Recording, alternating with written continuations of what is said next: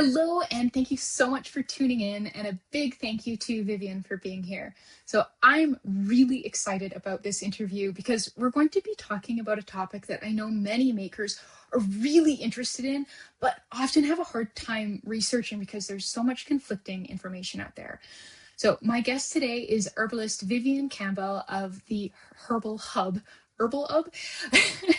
I am thrilled Vivian agreed to this interview because I learned so much from her when I attended an in-person botanical formulation course taught by her and Lisa Anderson earlier this year. So Vivian's enthusiasm for plants is absolutely contagious, and she's basically a walking botanical encyclopedia. And so today we are going to be discussing using botanicals and herbs to create handmade skincare and hair care with an expert. So Vivian, welcome. Could you introduce yourself? Thank you so much for inviting me. I really appreciate it, Marie. Yeah, so I'm Vivian Campbell. I'm a herbalist. I did a degree in herbal medicine and I qualified 22 years ago. So I've been a herbalist with the training and everything for a quarter of a century at the time we're recording this. So it's basically all I do. And I trained as a medical herbalist, so my training was really geared towards running a medical clinic, which I did full time for a number of years in the west of Ireland. But in that first year, I was asked to start teaching classes at an organic garden in the county where I lived, and so I started back in 2004 with one class a year. And 22 years later, I don't know, I've lost count of how many classes in person and how many different locations and residential weeks. And I started teaching online. I filmed video courses. I started those in 2015. So I've just got loads of stuff. But all of my work is about working with plants that are medicinal, are edible, and can be used to make natural skincare and hair care. So I'm just love introducing people to what's growing around them, because they are there. It doesn't matter where you live, there are plants there. And even if you don't literally collect them from where you live, you can buy them from dried herb suppliers, but the experience of being able to recognise them growing where you live can absolutely just transform your experience of life and where you are, be it in countryside, town or city. Yeah. Yeah, I so appreciated that when we did our herbal walks in the residential course. You'd be pointing out all these things that would be so easy to overlook as just weeds, and walking down the road, pointing into the ditch, or through a garden, through a field. Oh, look at this and this and this is good for this and that. And then I came back to Canada and had the summer here and really was noticing so much more the different plants and things around me, and that was just really lovely, right? It just adds a whole new layer to your experience of being outside. um, I was hoping we could dive in with just like, why do you love herbs for skincare and hair care? Like, what gets you really excited?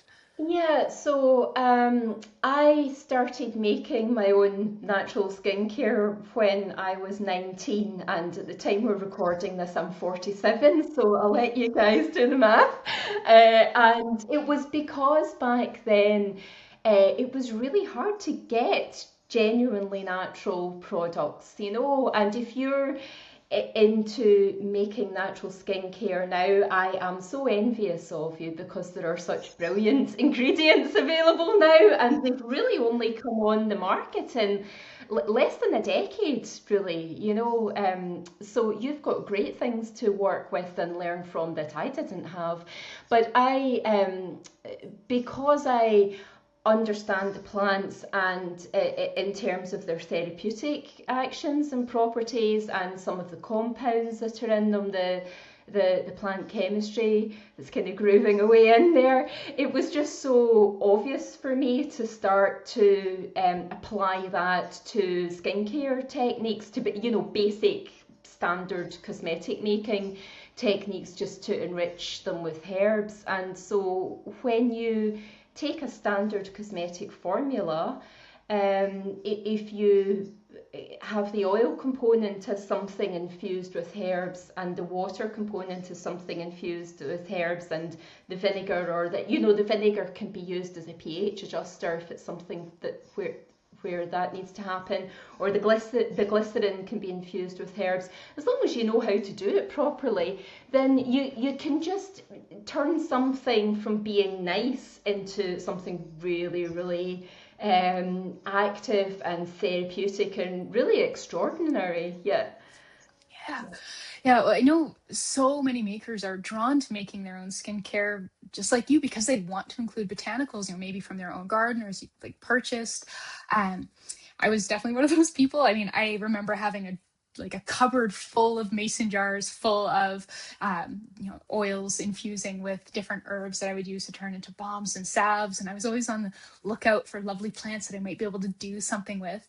But then, and I mean, I'm sure you've heard this before, the longer I formulated and researched, the more I read that working with raw botanicals just wasn't a good idea, that it was really, really hard to do things safely, to make stable cosmetics with plants. And so if you wanted to use them, you really should buy pre-made extracts rather than trying to make your own, rather than starting with the plants. And so I did that for years. And then I attended your course with Lisa, and we learned how to do all these wonderful things that, I had read were kind of not a great idea. And then you're both saying, well, you've been doing these things for years, and not only doing them, but passing the EU required stability testing, proving that it's absolutely possible to do this safely.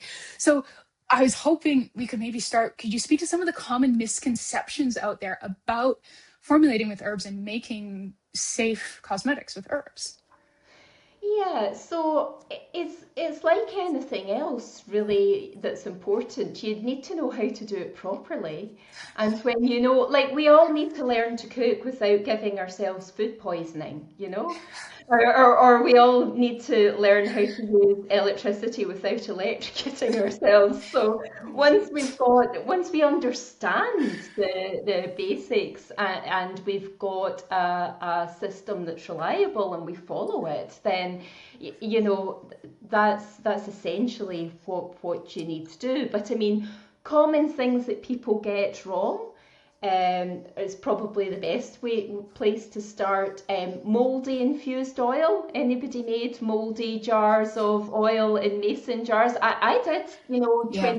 28 years ago, because it wasn't well taught. And one of the reasons I knew that it was possible to make proper professional skincare products totally pretty much based on herbs, is because for my clinic that's what I had to buy, were proper professionally made herbal medicines, including creams and lotions, and they have absolutely had to be safe and tested and passing everything, because they're being applied medically to wounds and all sorts of things that are far more dangerous than face cream or lip balm. But what there was a division in the knowledge, and this gap is closing now, because there's so much more information out there and a great sharing of skills that's going on. But it used to be that you knew about herbs or you were a cosmetic chemist, and when the herbal medicine companies were formulating the professional creams and lotions, they'd be hiring a cosmetic chemist to do that formulation work based on the extracts.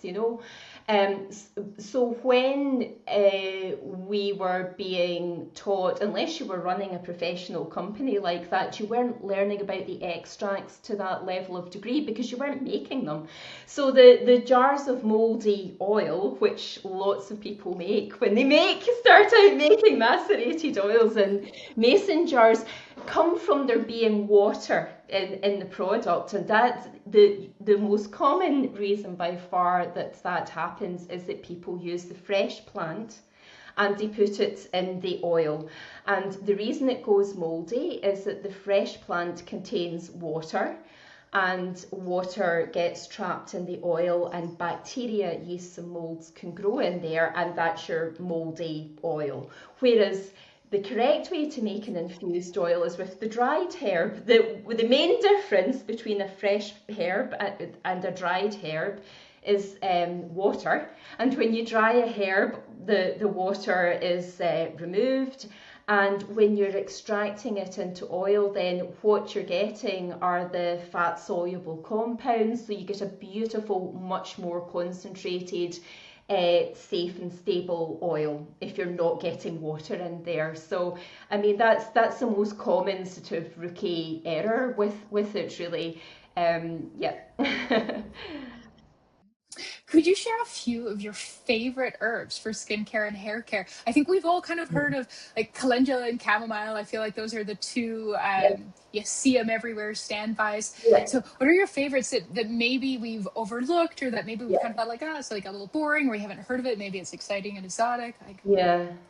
One that I find is a really useful one to start to include in skincare is a plant called chickweed.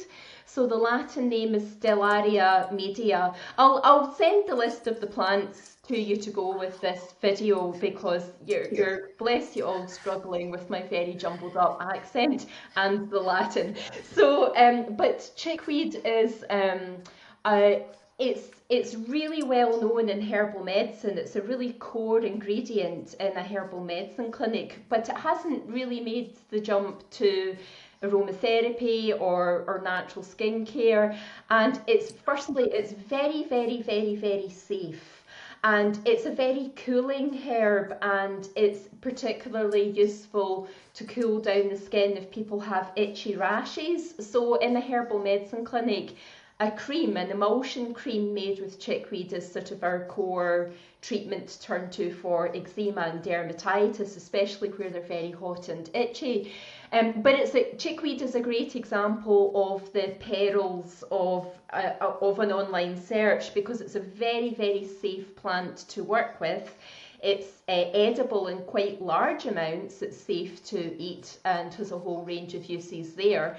But if you, again, put it into a search engine and it'll go, woo, woo, woo, contains saponins. Saponins are really dramatic. Woo, woo, woo, don't use these, you know. So it's really out of context, and it's not saponins on their own. It's saponins combined in the plant with the other compounds that are in there. And the reality of using it and the tradition of using it is that actually when it's applied to the skin, it's very safe and it's very cooling, and it's very healing as well. So chickweed is a really good one to know about. I love marshmallow, which I don't know if your students would know marshmallow. oh, I've used it before, Yeah, maybe. yeah. So marshmallow and licorice are both plants that have sweet tasting roots. So presumably that's where the sweets, the Yeah, confection, the it's candy not the came from. same thing. We're not popping like Yeah, marshmallows and I'm not you talking know. anything toast on the campfire. So marshmallow is this really beautiful plant that grows in really damp, boggy land. So that's what the name's referring to. It grows in marshy land. So I had it in the garden back in the west of Ireland because it's really wet. So I planted some, and I had loads of it. It's really gorgeous. It has a lot of polysaccharides, so naturally occurring plant sugars in the root. And if you extract the root with water, then you can get gel, natural gel from it, which is just a lovely uh, mask you can just leave to sink into your skin. You don't even need to wash it off. You or and But you can also extract it in oil. And logically, from what we know about the chemistry of marshmallow, we would say, oh, No, you just need water extracts because the polysaccharides are softening and soothing and gel-like, and they're not soluble in oil. You need water, so there's no point making an oil extract. But I tell you, get some dried marshmallow root and make a macerated and infused oil of that, and it is absolutely gorgeous. It's got this lovely subtle sweet aroma, and it is lovely and soothing and softening on the skin and really nourishing. So different texture to the gel, but still has that softening, lovely soothing texture. Just gorgeous. I love marshmallow. I love it. Yeah. And then another one I use, which I combine with marshmallow, is rose. I'm sure you know everybody will know what roses are, but you might not realise you can make your own rose extracts. And rose water, loads of it is artificial. A genuinely beautifully distilled rose water is a really gorgeous thing and totally different to the shop bought rose water that most people experience. But rose essential oil then, of course, is exquisite but wildly expensive because, yeah, 10,000 roses to produce the drips and drops of the oil. But what you can do is you can make really gorgeous rose extracts just by buying. You don't need to grow these plants, you know. You can buy really good dried herbs from reliable quality herb suppliers, and that's just this core larder of reliable ingredients for you, and you can start to extract them in different ways. So rose infused oil is a gorgeous thing to make, and it has a subtle aroma of rose. It's different to the essential oil. It saves it's thousands and thousands and thousands of euros cheaper to make. It costs about 20 euros, maybe $25 to make a litre of rose infused oil, whereas a litre of the essential oil is, what is it, 15 grand or something, It's like, what's a car? Yeah. Yeah. Whereas if all you want is the scent of roses, then the infused oil is a gorgeous thing to make. One of the ones that I was hoping you would talk about is this is the very first herb that we harvested at the residential course, which is plantain. Mm. Yeah, so plantain is it's a fantastic herb. So plantain, the Latin name, there are two types of plantain that we use, Plantago lanceolata or Plantago majalis, and both varieties can be used, either or, it doesn't matter. There's loads of it over in Canada and the US, absolutely loads of it. So they've got lots of medicinal uses internally, but for the skin, it's just a fantastic plant, and again hasn't really made the jump into natural cosmetics, even though it's extraordinarily safe. It's such a safe plant to work with. So plantain is a bit like chickweed. It can be very cooling on the skin, and it's very drawing as well, and it's an extremely skin healing herb as well.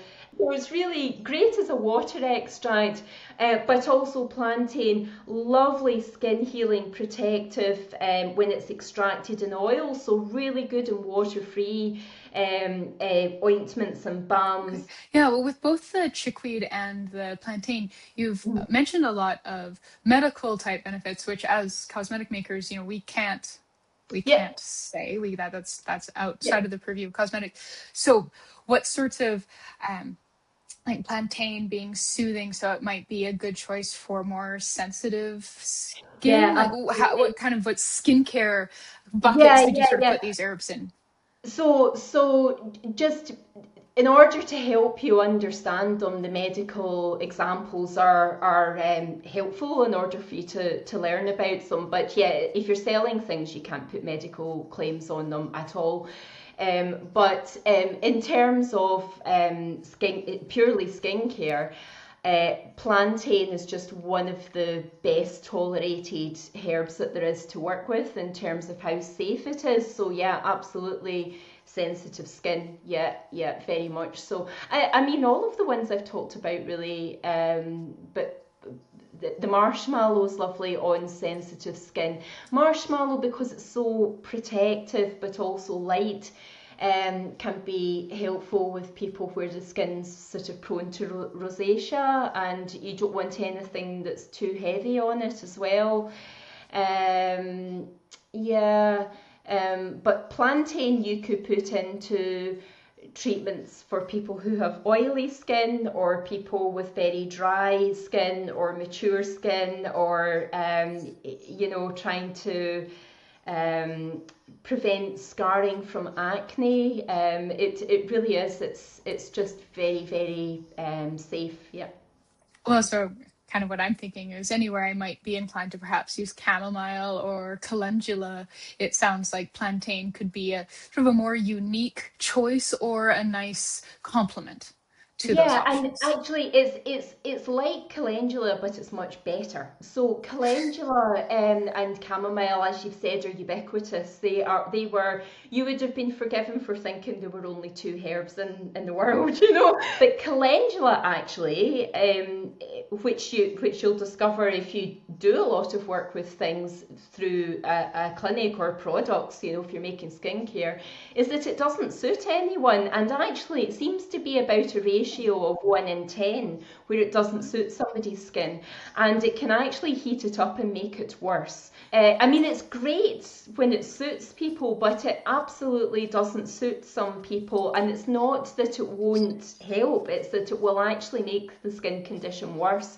And it's not a healing crisis. You'll read all this stuff online about anything, you take something natural and it gets worse, that's a healing crisis and it's clearing out. I mean, most of the time that's nonsense. It's actually that it doesn't agree with you and it's the wrong ingredient, and you wash it off and you don't use it again and you use something else instead. And plantain is a fabulous example of that. It's because it's so well tolerated. Yeah. So those are some of your favorites. I know you could write a whole book on your favorites. What are some herbs that we should avoid? Yeah, okay. So what we want to do is we want to stick to working with herbs that are safe. Okay. So when I talk about a herb, I'm meaning something that can be taken internally safely as a medicine or as a food. And top tip number one, if something is safe enough to eat or drink, then that's a really good indicator that it's likely to be safe to apply to your skin and your hair, because swallowing and consuming something is much higher risk than applying it to your skin and your hair. Yeah, the eat or drink, like safe to eat or drink thing definitely pops up a lot in DIY skincare, and I feel like there are definitely some places where something can be safe to eat or drink and not good to put on the skin. Lemon juice is a really big one where it's like that's safe to drink, but that's very very harsh on the skin. But in the realm of herbs, to decoct like a tea or something is different. So I think it's quite often there's a good connection between the proportion you would eat it in. So the other thing that people quite often say it about is the peel of citrus fruits. So yes, it's edible, but you don't sit down to a whole bowl of orange peel or lemon rinds, you know. So in the same way, you wouldn't be applying that undiluted to your skin, you know. And obviously, there's photosensitivity issues with the peel of citrus fruit, because it's so rich in the essential oil. You know, that's just pressed out. It doesn't even need to be distilled. So it's a sensible starting point. Yeah, yeah. That makes a lot of sense. Like, how do you know you're getting really good quality? I remember the first dried herbs I bought. I just went to my local health food shop and they had bulk bins, and I was just scooping dried plant bits into a plastic bag and the little twist tie with the little number written on it. Um, and then I remember being at the course with you and Lisa, and she passed around this bag of dried roses that blew my mind. Like, I have bought a lot of dried rosebuds in my life, and had kind of resigned myself to the idea that they were, that, oh, I guess just the smell of rose just doesn't really handle drying very well. Oh well, they're going to be mostly decorative. And then these roses that Lisa had, oh my goodness, I didn't, she was passing the background and I didn't want to let it go. I just wanted to sit there and just like Yeah. huff it for the rest of the day. It was amazing. And like, so clearly there's this huge spread of quality. And when you're ordering online, Yeah. it's hard to tell. And the stuff that I was buying at the health food bulk bins didn't smell anything like that. So how do you make sure you're buying good herbs? Like, what are you looking for? Yeah, so I mean, again, because I qualified professionally, I've got professional medical suppliers, so I started with that, and so, but I mean, even within that, you can get some suppliers are better at tinctures, which are alcohol extracts rather than dried herbs. So even within that, there's a range, but what you shops are usually the wrong environment. When a plant needs water and light to grow, but as soon as we harvest it to process it in any way, water and light and heat are the enemy, and we want to protect them from that. So shops tend to be the wrong environment. I mean, I've literally seen dried lavender for sale from a shop, and it was so old and had been exposed to the light for so long that it was no longer lavender, it was white. I always give people recommended suppliers. I'm happy to share some with you of ones that really good suppliers that retail to the public. Yeah, you want them to be, they should be really aromatic. You certainly want to avoid anything when you open it where it smells musty. Any hint of dampness, that's because it's not been dried properly, or it's not been stored properly and it's beginning to go damp. And like making an emulsion or anything else, that you'll the mold, the visual signs of contamination are the last sign that you see. With dried herbs, you'll smell that they're starting to go before you can see the mold. But they do have really pungent, distinctive aromas, and if you're just starting out, you're not going to know. It's experience with these things. So, and generally speaking, they should feel very dry. A lot of them should feel quite crisp and dry and crumble, but there are exceptions to the rules, that general rule of thumb, depending again on the compounds that are in the plant, and the texture that creates. So, for example, rose petals will, unless they're buds, the actual petals will always feel slightly damp and soft. That's just the texture of them. The same with marshmallow leaves and raspberry leaves. They always feel soft and damp. And it's just the compounds that are in the plant. It's not that it's not been properly dried. So again, it's experience. So start from a recommended list of suppliers. There are some really good ones in the US that are medicinal herb companies that you can buy from as a member of the public. Right. So that, I mean, that all makes a lot of sense. Yeah, buy from somewhere good. I mean, it's kind of the same thing with buying cosmetic ingredients as well, right? If it's an emulsifier you've never used, a butter you've never used, you don't know what it's necessarily supposed to look like or smell like, and so you need to make sure you're buying from somewhere that you trust. Yeah, yeah, yeah. And the great thing about, if you're buying dried herbs from reputable suppliers, professional suppliers, well, it depends which country they're in. I can't speak for the whole world, but they should be testing them. So the raw material that comes in is tested for bacteria, heavy metals, contaminants, insects that would cause salmonella, all sorts of things. All right, so you've got your herbs. They're excellent. You've purchased them from a wonderful supplier, and now you want to do something with them, so you don't just keep all these bags of lovely things sitting in your cupboard forever. Yeah. Um, so so now what? You talk about, so we talked about the infused oils already, the importance of making sure that they're dry. But infused oils are somewhere lots of people start. It's certainly where I started. Um, but I sure get a lot of questions, in not in regards to herbs necessarily. It's not something people ask me much many questions about. Um, but about like what's the best way to do this. Yeah. So can you talk about kind of like the best, like what's like the best oil that you should use, or like the best procedure? Oh, the thing that's maddening about me is you're just going to get me saying it depends, and there are Me there are too. many routes up the mountain. It depends what you're trying to do, and in a lot of cases there are lots of different ways that you can do it, and then every now and then it's just no, that's wrong.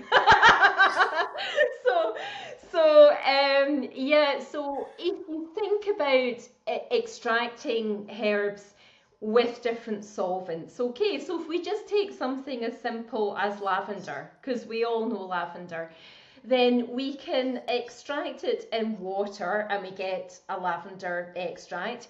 We can, obviously we know it as the hydrosol and the essential oil, and they're both lavender extracts but are different, and they're different to the lavender tea that we would make.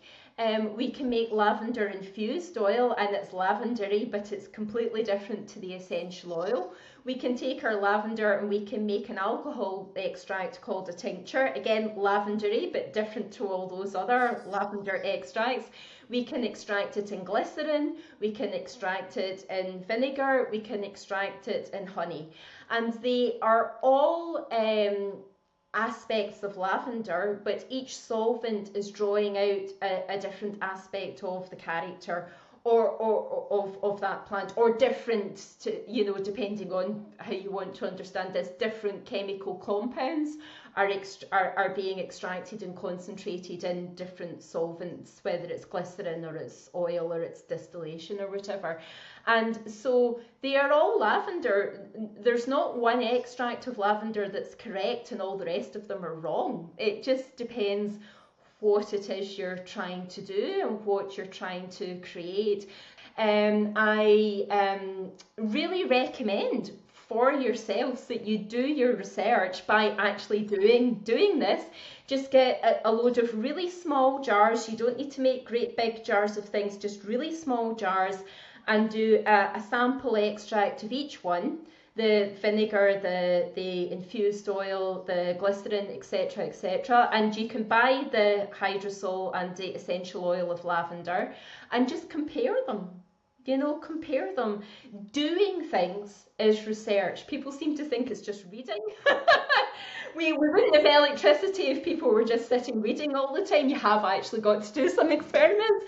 So do that, because you'll really, really, really learn a lot about that, and you'll be surprised. You know, making skincare and hair care and things, their textures, their aromas, they're really physical, real products, and the more you can be in your body and in your senses experiencing them, the better you're going to formulate. I highly recommend just working with a pen and a paper and putting gadgets out of the room. Gadgets take you into a different space. In here, it's a very physical response to things that have texture and have aroma, and that's what you are creating if you're making skincare and hair care. You're not treating a virus or doing brain surgery. It's about things that feel good and are pleasant to use, and you need to be in your senses in order to do that and create it well.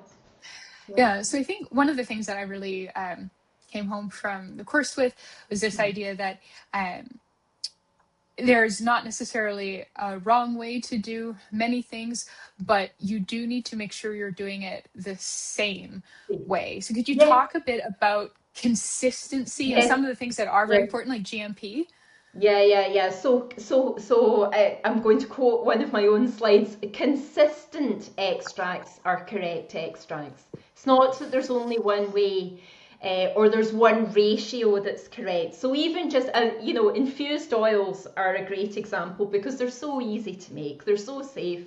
They're so stable. It's once you know that you've got to use the dried herb instead of the fresh herb, it's hard to go wrong with them. But within that, you know, there's so much scope for variation. So the recipe or the formula is not identical for herbs. it's always 25 grams of dried herb and 100 mils or 100 grams, which of course aren't the same thing, of oil. Okay, because different herbs have different textures and they have got a different rate of absorbency. So the weight is totally irrelevant here. You need to get into your senses and pay attention and take notes. And when you get the extract that you like, you need to know how you've made it so that you can repeat it and make it the same way every time. You know, just so that it's consistent, because dried herbs such as calendula and daisy, they're really light and they're really papery, and so they absorb lots of liquid. If you're making your own calendula infused oil, you'll need a lot of your base oil. Whereas if you're making a infused oil from something quite solid and heavy like marshmallow root, then you don't need very much oil, because it's not got as much surface area, so it doesn't absorb as much of the solvent. But even with the same herb, how it's been processed will impact the ratio that you need for making your extract. So it can be coarsely chopped, it can be finely chopped, and then powders are different altogether. So a coarsely chopped herb will need less liquid than a finely chopped one, and then powdered herbs, you nearly need to double the volume of the solvent, because where the herb's been powdered, the surface area is vastly increased, which means there are more chemical reactions going on because there's more surface area exposed for chemical reactions to happen. But consequently you need more solvent, otherwise it just kind of swells up into like a blob and you want it to be a liquid oil, you know. So it's about being consistent, yep.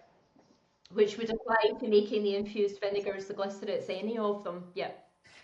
Yeah. So I was hoping you could chat a bit about water extracts. Since you did mention those earlier, teas, Mm.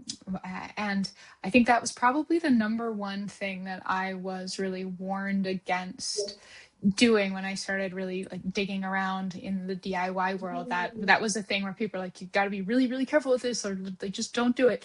Just don't do it. Um, so yeah, could you talk about that a bit? Because I was quite excited to hear that we were going to be Sure. doing that, and I was thrilled to hear when we were in the course, and thrilled to hear that like you have had these formulations pass professional challenge testing in labs.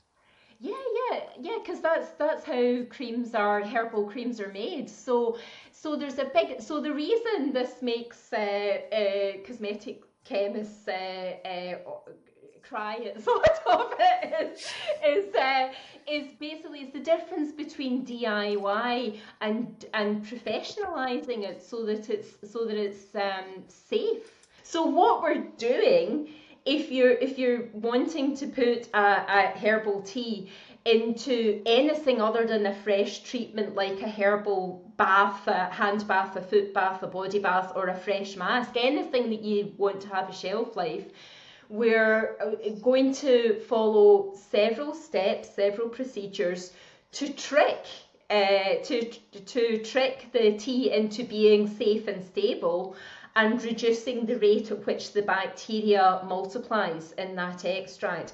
So step number one is we professionalise the water. So we're not going to make our herbal tea with tap water. We're going to buy distilled water. So if you guys are making cosmetics and you've made a basic emulsion, you will have bought distilled water for doing that. So we're going to use the distilled water as the water that we extract the herbs in. And instead of just taking the fresh plant from the garden and steeping it in tap water, we're going to take the dried herb, or in some cases the fresh herb from the garden, and put it into a pan with the distilled water, and we're going to simmer it for 10 to 20 minutes. And that's killing loads of germs. We know that when we can boil water that's not been treated properly for 10 minutes, and that will kill the germs and turn a lot of water into being safe enough to drink. So it's a similar principle there with the boiling and killing the germs, and you're not going to lose the goodness from the herb, because if you're using that technique to extract the herb in that way, what we're extracting are compounds from the herb that are soluble in water, but are also the really heavy ones that it takes time to extract. So a lot of minerals, for example, minerals are ground up bits of rock. They're heavy, so they're not to evaporate out of the pan. We're going to put a lid on there and we're going to simmer them, and it's like making stock or bone broth. To give it the trendy term, is that you are simmering it to draw the minerals out of the bone. So we're doing that with the herbs there. So we've already then, when we strain it, we've got a really strong, that extract is actually called a herbal decoction. So we've got a herbal decoction that's been made using distilled water. Now, that isn't something that's preserved. You don't pour that into a bottle and shove it in your cupboard and go, oh, there's my herbal water extract.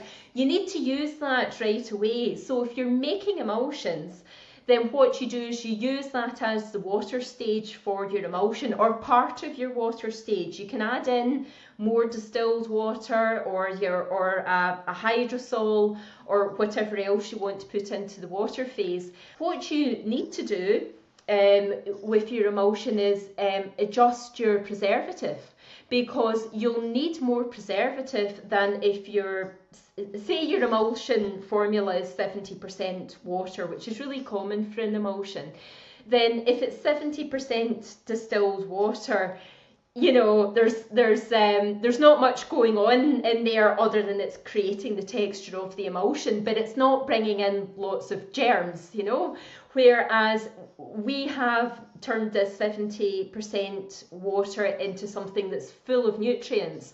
So consequently, the emulsion that you're putting this into is going to need a much higher level of preservative than it would have done if you'd just used simply the distilled water. And to clarify for everybody, this is, when Vivian says more, she does mean more within the suggested allowable range. We're not exceeding that range. Yeah, never, no.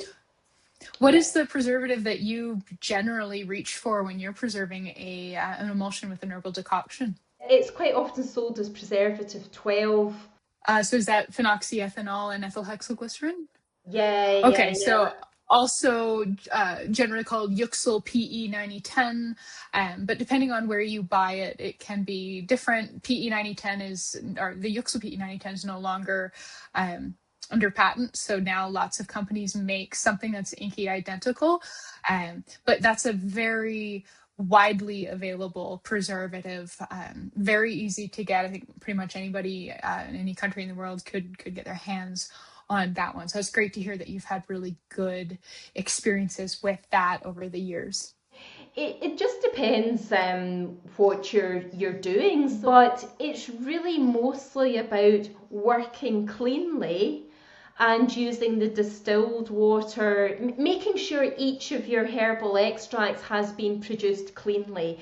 A preservative isn't a method for cleaning dirty extracts. A lot of the issues that I find natural cosmetic makers have is actually that the herbal extracts they're using are dirty. They're not actually clean. They've not been. Whereas because I'm working with things that are food grade all the time, that are they are done to a much higher level of hygiene. And we're also not trying to get things to last for years and years and years. If you're taking your standard emulsion formula again and you're putting herbs into the water components, the oil component, maybe the glycerin, if there's glycerin in there for the texture as well, it's going to have a shorter shelf life. It's not going to have as long a shelf life as an emulsion that's made with distilled water, almond oil, an emulsifier and a preservative, But do you want it to do something, or do you just want the texture of a cream that's going to last for years? What is it you're trying to achieve, Yeah. Yeah, no, that makes a ton of sense. Um, I know we could keep talking forever, but I think we do need to wrap this up. Sure. So thank you so much for being here, Vivian. I really, really appreciate it. For everybody who would like the list of Vivian's favorite herbs, and there's some more stuff on there than we were able to talk about in our chat today, and her list of some recommended suppliers. Do check the description box below. There's a link there you can click and sign up, and I will send that straight to your inbox so you can get your herby goodness on. So Vivian, where can people find you if they want to learn more from you?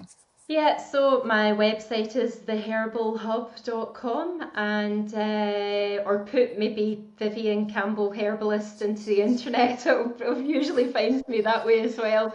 We'll put the links because of various online courses that are particularly relevant for making skincare and hair Okay. care, whether it's for yourself from herbs at home or you're somebody looking to do this as a range and you want to know, how to make your own extracts and produce paperwork for it that your cosmetic chemist can work from so that they can do your safety assessment. I have various different online courses and do private consultancy and have the residential courses here in Portugal with Lisa, the group ones, and also an option for one-to-one residentials as well. So we'll just put the links under the video. Yeah, I've been upgrading my website, so it's all getting reorganized. So yeah, you guys can get the Well, fresh links. well, thank you, thank you, thank you. Thanks to everybody for watching, and yeah, check out those links. Have a great day and happy making. Bye.